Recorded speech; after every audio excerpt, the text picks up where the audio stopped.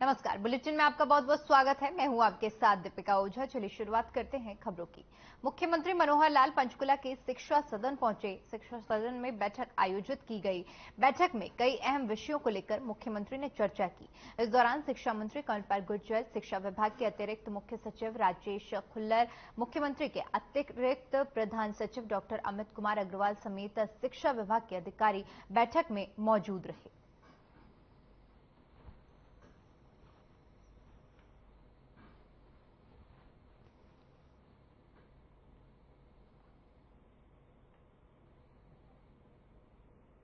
उधर पंचकुला में water conclave 2023 अमृत जल क्रांति के अंतर्गत जल संगोष्ठी कार्यक्रम का आयोजन किया गया, जिसमें सीएम मनोहर लाल ने शिरकत की। सीएम ने संबोधित करते हुए जल की महत्वता बताई। आपको बता दें कि पंचकुला के पीडब्ल्यूडी रेस्ट हाउस के ऑडिटोरियम में जल संगोष्ठी कार्यक्रम का आयोजन किया गया। उन्होंने कहा कि जल ही जीवन है, बारिश के पानी का संग्रह करें, सिंचाई के लिए पानी बचाना होगा। पानी का उपयोग बढ़ता जा रहा है, उपयोग के मुताबिक पानी कम है, पानी को बचाने के लिए अभियान चलाना होगा। सभी को मिलकर पानी बचाना होगा। पानी बचाने के लिए जनता सहयोग करे।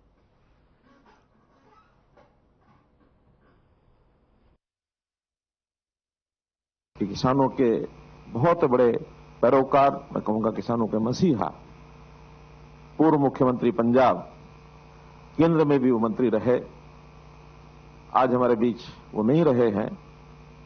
मुझे अचानक याद आया कि पिछले जून में वो अस्वस्थ हुए, इसी प्रकार से अचानक ज्यादा ही अस्वस्थ थे, तो मैं अस्पताल में उनको पूछने के लिए गया। बेड रिडन थे, हालचाल पूछा। उन्होंने एक ही वाक्य कहा, सीएम साहब कैसे हैं? मैंने ठीक है, हरियाणा में सब लोग ठीक हैं, ठीक हैं, किसानों का जरा ध्यान रखना। यानी ऑलमोस्ट ही वॉज बेड रिटन। जैसे अभी स्थिति रही उसी प्रकार की स्थिति उस समय उनकी बन गई थी, लेकिन ऐसे अवसर पर भी उन्होंने किसानों को याद किया कि किसानों की चिंता करना।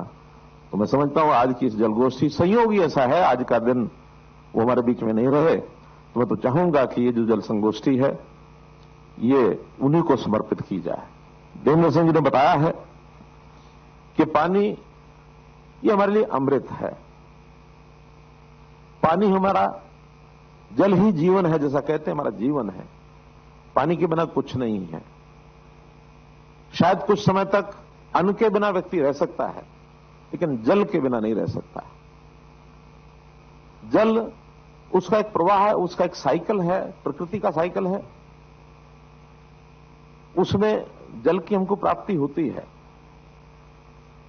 प्राप्ति के साधन मुख्य रूप से वर्षा है।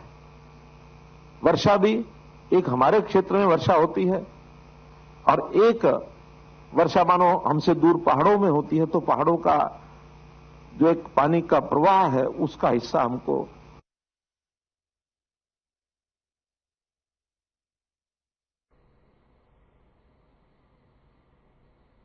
उधर बढ़ते क्राइम को कंट्रोल करने के लिए झज्जर पुलिस ने एक्शन प्लान तैयार किया है। एसपी अर्पित जैन ने बदमाशों और गैंगस्टरों को चेतावनी दी है कि अगर उन्होंने कोई अपराध किया तो न सिर्फ अपराधी बल्कि उनके सहयोग करने वाले रिश्तेदार और मित्रों को भी बख्शा नहीं जाएगा। इतना ही नहीं, ऑर्गेनाइज क्राइम करने वाले क्रिमिनल पर भी झज्जर पुलिस नकेल कसने जा रही है। इंटर स्टेट क्राइम को रोकने के लिए दिल्ली पुलिस भी कोऑर्डिनेशन किया जाएगा, साथ ही अपराधियों का रिकॉर्ड भी साझा किया जाएगा। एसपी अर्पित जैन ने बताया कि वे सप्ताह में एक बार बुधवार के दिन बहादुरगढ़ लघु सचिवालय में लोगों की समस्याओं को सुनेंगे। उन्होंने बताया कि आमजन उन्हें अपनी समस्या से अवगत करा सकते हैं। बहरहाल अब देखना होगा कि झज्जर पुलिस के इस नए एक्शन प्लान को किस तरह से अमली जामा पहनाया जाता है और बढ़ते क्राइम पर किस तरह से नकेल कसी जाती है।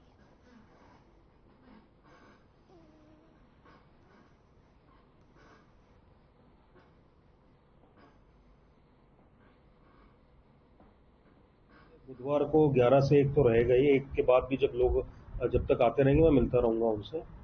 तो और जो भी लोगों की समस्याएं पुलिस से संबंधित या जो भी अगर कोई थाने को लेकर उनकी कंप्लेंट है या फिर पुलिस से संबंधित जो भी इशू है वो लोग आके मुझसे मिल सकते हैं। तो ये ओपन है उनके लिए।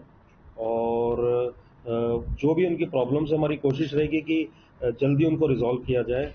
और दूसरा हमारा लक्ष्य यही कि इतनी दूर उनको ना जाना पड़े झज्जर अपनी समस्याओं को लेके।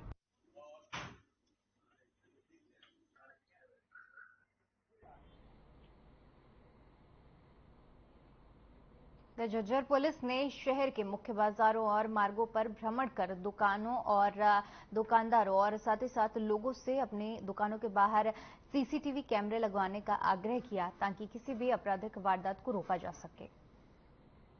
इसके अलावा उन्होंने दुकानों के बाहर होने वाले अतिक्रमण को हटाने की अपील की ताकि झज्जर शहर साफ सुथरा नजर आए।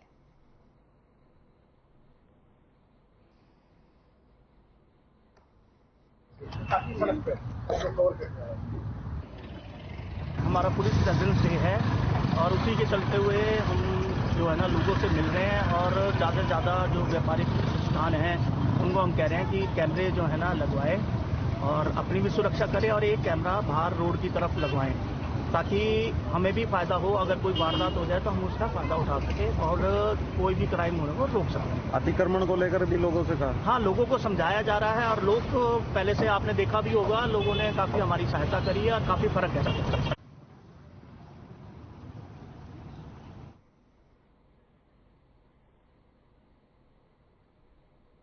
उधर अंबाला में बुधवार को एक बड़ा हादसा हो गया। यहां एक सरकारी स्कूल का लेंटर अचानक से गिर गया।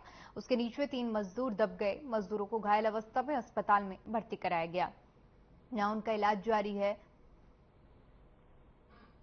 वहीं घायलों में एक मजदूर की हालत गंभीर बताई जा रही है। बताया जा रहा है कि स्कूल में लेंटर तोड़ने का काम किया जा रहा था और इसी वक्त यह हादसा हो गया। मिली जानकारी के अनुसार यह सरकारी स्कूल अंबाला के गांव रामपुर सरसेड़ी में स्थित है।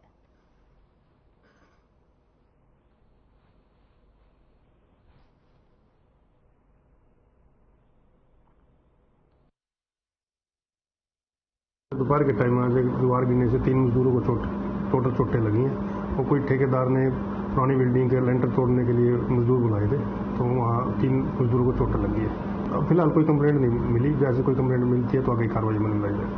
अब सभी सेटेबल है, अपने हॉस्पिटल में उनको ट्रीटमेंट दे दिया, बाकी ठीक है ठाक है सभी।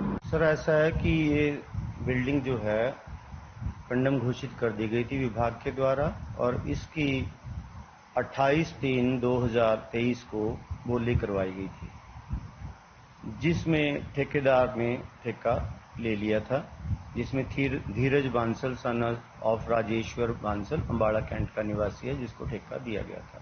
उसके मजदूर इसमें काम कर रहे थे और लगभग छतें भी टूट चुकी थी। केवल बरामदे का सरिया और छत का सरिया रह रहा था और नीचे कुछ मजदूर मलबा उठाने का काम कर रहे थे, जबकि उनको अभी मलबा नहीं उठाना चाहिए था।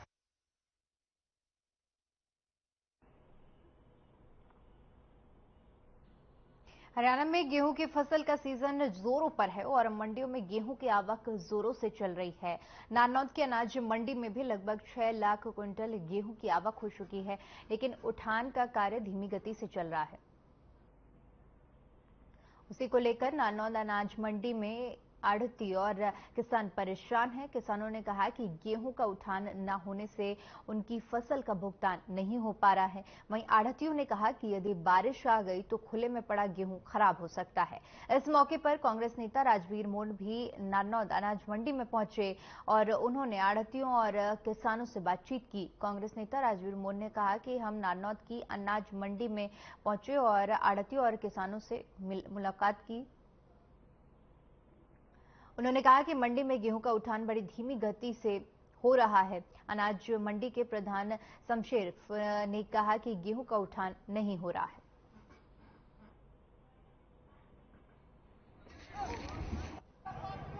ये नारनौल की अनाज मंडी में किसान और आड़ती दोनों ही परेशान है और उनकी सबसे बड़ी समस्या मैंने आकर के जब पता किया तो ये है कि यहाँ पर जो फसल आई है उसका उठान ही नहीं हो रहा। किसान अपनी फसल यहाँ डाल चुका है और कई दिन से उनकी फसल जो है यहाँ पड़ी हुई है और जब तक ये फसल जो है तुल करके गोदाम में नहीं जाएगी तब तक उनको तो पेमेंट नहीं मिलेगी। जैसे पहले थे वैसे का वैसा है, कोई सुनाई नहीं हुई। मंत्री जी भी आए थे, ट्रैक्टर का आश्वासन दे गए थे, ना तो कोई ट्रैक्टर मिला ना कोई गाड़ी मिल रही। अधिकारियों से बातचीत हुई थी, अधिकारियों ने पूरा आश्वासन दिया था। 1 हफ्ता का टाइम देके गए थे मंत्री जी, 1 हफ्ता में मंडी खाली होनी चाहिए, नहीं तो मैं दोबारा एक्शन लूंगा, पता करूंगा करके ये सामान उठवावे। अगर साधन नहीं है तो दूसरी एजेंसी को दे। पहुंचा रही है 80 का माल वापिस इधर पहुंचा रही है। देखो उन्होंने खूब दौरा करा। नशे के खिलाफ अंबाला पुलिस का विशेष अभियान लगातार जारी है। आए दिन बड़े नशा तस्कर अंबाला पुलिस के शिकंजे में फंसते जा रहे हैं और इसी कड़ी में अंबाला पुलिस के हाथ एक और बड़ी कामयाबी लगी है। अंबाला पुलिस ने कारें खरीदने और बेचने की आड़ में अफीम की तस्करी करने वाले गिरोह का पर्दाफाश किया है। पकड़े गए गिरोह में एक महिला भी शामिल है। इसके कब्जे से पुलिस ने 2 किलो 600 ग्राम अफीम बरामद की है, जिसकी मार्केट वैल्यू 5 से 6 लाख रुपए बताई जा रही है।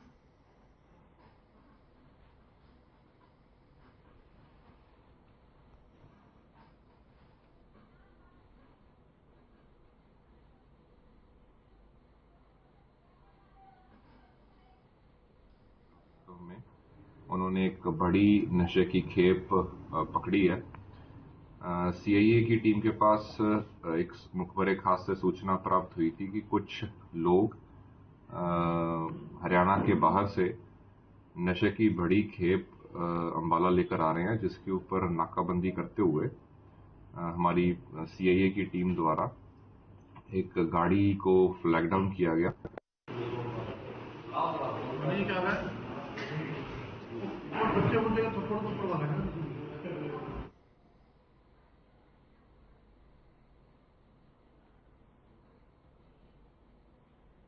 अपनी 4 सूत्रीय मांगों को लेकर भारतीय मजदूर संघ ने रेवाड़ी जिला सचिवालय पर प्रदर्शन कर जिला उपायुक्त के माध्यम से प्रधानमंत्री के नाम ज्ञापन सौंपकर इन्हें जल्द पूरा करने की अपील की है। भारतीय मजदूर संघ के पदाधिकारी के अनुसार बीते 7 अप्रैल से 9 अप्रैल तक पटना में भारतीय मजदूर संघ का त्रिवार्षिक राष्ट्रीय सम्मेलन हुआ, जिसमें 4 प्रस्ताव पारित किए गए और निर्णय लिया गया कि सभी जिला मुख्यालयों पर प्रदर्शन कर प्रधानमंत्री के नाम ज्ञापन सौंपकर इन्हें पारित करने की अपील की जाएगी। बता दें कि सामाजिक सुरक्षा, ठेका प्रथा को समाप्त करना, राष्ट्रीय श्रम नीति बचाना और न्यूनतम मजदूरी की जगह जीविका मजदूरी तय करना इनकी प्रमुख मांगे हैं।